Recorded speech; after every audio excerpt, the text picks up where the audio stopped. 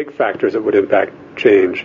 One is the former Soviet Union and how their grain market liberalization unfolds and evolves. The second is China. Third is the development of the ethanol or biofuel sector in general. And fourthly is the further commercialization of genetically modified crops.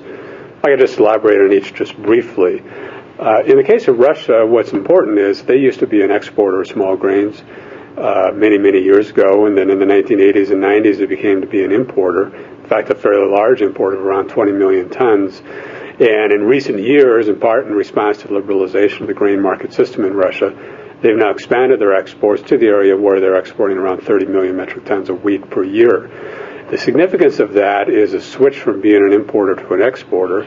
Secondly, the volume of that grain is approximately equal to the equivalent of adding 1.5 Canadas onto the world wheat market. So that's very, very large.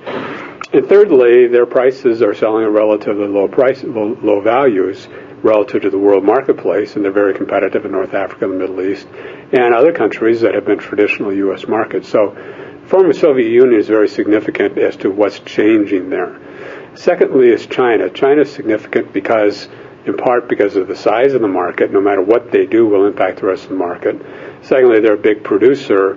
Thirdly, given the urbanization and the change in demographics of that country, the shifts in their composition of diet is fairly significant. Most important there is their stockholding policy. They've been drawing down stocks for about 10 years. Now I think they're probably in the process of revisiting that.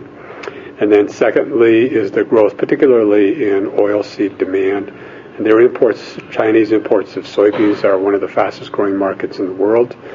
And all of the world analysts have underestimated that, and I expect that will continue. The third is that of biofuels or corn for ethanol in particular. This is a big change because it means about 35% of our land is going into the production of corn for ethanol. The geography of the plants and such that it's going to change the geographical flows of commodities and ultimately raise prices because if we need more land for corn, it takes land out of other production, but simultaneously we need more soybean land, and that takes away from other small grains in this country and elsewhere. Fourthly is that of biotechnology, and when we did our work the first time on this was about 5 years ago. We were just learning about biotech. But what we learned since then as we look forward is the emergence of the new biotech traits in the established commodities, corn and soybeans particularly, are proposed. The proposed new traits will ultimately result in a 3% or so growth rate in yields, which is a substantial increase relative to current growth rates and yields.